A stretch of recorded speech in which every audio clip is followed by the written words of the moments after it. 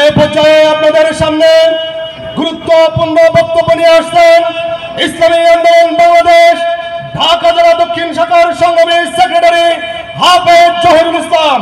বক্তব্য নিয়ে আসছেন হাফেজ জহিরুল ইসলাম।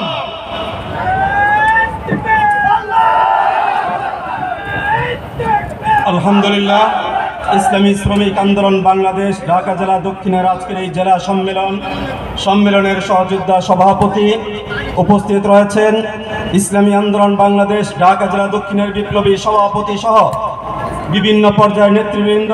কিছুক্ষণের মধ্যেই আমাদের আজকের মোহতারাম প্রধান অতিথি আমাদের সামনে এসে উপস্থিত হবেন ইনশাআল্লাহ।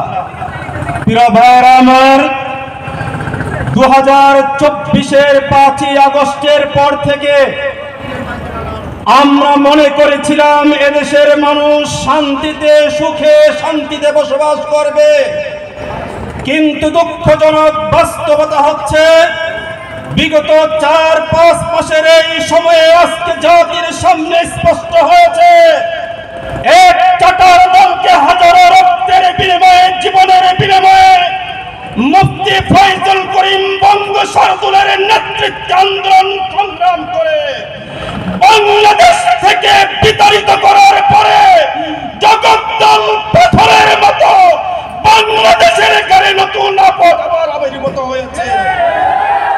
আমরা স্পষ্ট ভাষায় বলতে চাই, আপনারা নির্বাচনের জন্য পাগল হয়ে গেছেন। যারা জীবন দিয়ে রক্ত দিয়ে ফ্যাসিস্ট মুক্ত করেছে বাংলাদেশকে, তারা যৌক্তিক সংস্কার না হওয়া পর্যন্ত বাংলাদেশে কোনো নির্বাচন হতে দেবে না ইনশাআল্লাহ। অতএব 53 বছরের এই গণভঙ্গুর রাষ্ট্র সমাজ ব্যবস্থার আমূল সংস্কার না করে বাংলার জমিনে কোনো নির্বাচন হবে না ইনশাআল্লাহ। প্রিয় ভাইরা আমার, ইসলামী আন্দোলন বাংলাদেশের নেতা কর্মীদেরকে আজকে নাকি কোন দলের নেতা কর্মীরা হামলা মামলার ভয় দেখা। ইসলামী আন্দোলন বাংলাদেশের নেতা কর্মীদের ব্যবসা বাণিজ্যের উপরে কোন লোক নাকি রক্ত চক্ষু দেখায়।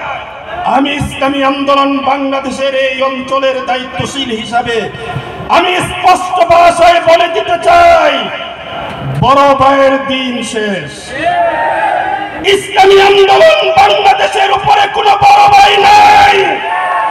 ইসলামী আন্দোলন বাংলাদেশের নেতা কর্মীদের উপরে এই কেরানীগঞ্জের কেউ যদি রক্ত চক্ষু দিয়ে তাকায়, তার রক্ত চক্ষুকে উপড়ে ফেলা হবে ইনশাআল্লাহ। আমরা বলতে চাই, এই কেরানীগঞ্জের মাটিতে আমরা বানের পানির মতো বেশি আসি নাই। এই কেরানীগঞ্জের মাটি ও মানুষের সাথে রয়েছে আমাদের রক্তের সম্পর্ক। এই কেরানীগঞ্জের মাটি ও মানুষের সাথে রয়েছে আমাদের আত্মার সম্পর্ক। কেরানীগঞ্জের মাটিতে ইসলামী আন্দোলন বাংলাদেশকে বাদ দিয়ে ইসলামী আন্দোলন বাংলাদেশের নেতা কর্মীদেরকে দাবায় রাখিয়ে কোন রকমের কোন কার্যক্রম, রাজনৈতিক কোন কার্যক্রম কেরানীগঞ্জের মাটিতে হতে দেওয়া হবে না। প্রিয় ভাইরা আমার, আজকে আমরা স্পষ্ট ভাষায় বলতে চাই, আমাদের এই কেরানীগঞ্জে কারা কারা চাঁদাবাজি করে। মার্কেটে, উপজেলা পরিষদ, ইউনিয়ন পরিষদ, ব্যবসা প্রতিষ্ঠান, হাট ঘাট, রাস্তাঘাটে একটা ঘাটের ডাক এনে 16টা ঘাটে চাঁদাবাজি কারা করে তাদের নাম আমরা লিস্ট করছি। এই ব্যবসা প্রতিষ্ঠানগুলোতে কারা কারা চাঁদাবাজি করে আমরা সেই তাদের নামের তালিকা করেছি।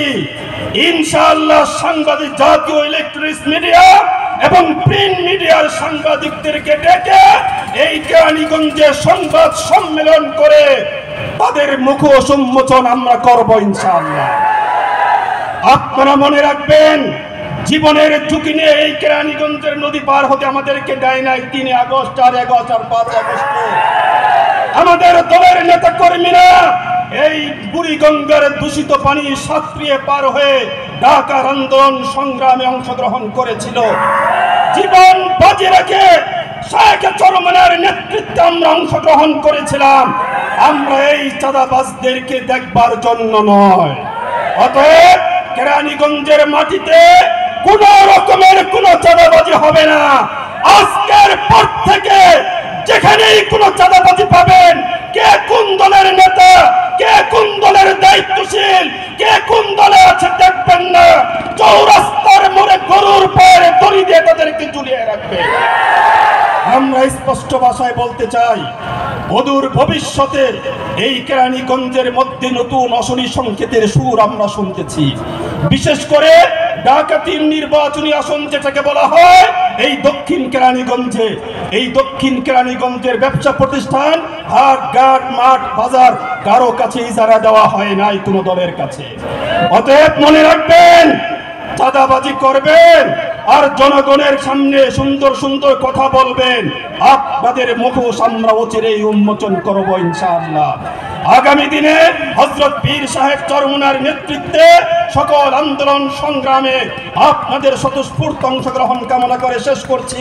নাসরুম মিনাল্লাহি ওয়া ফাতহুন করিব ওয়া বাশশিরিল মুমিনিন।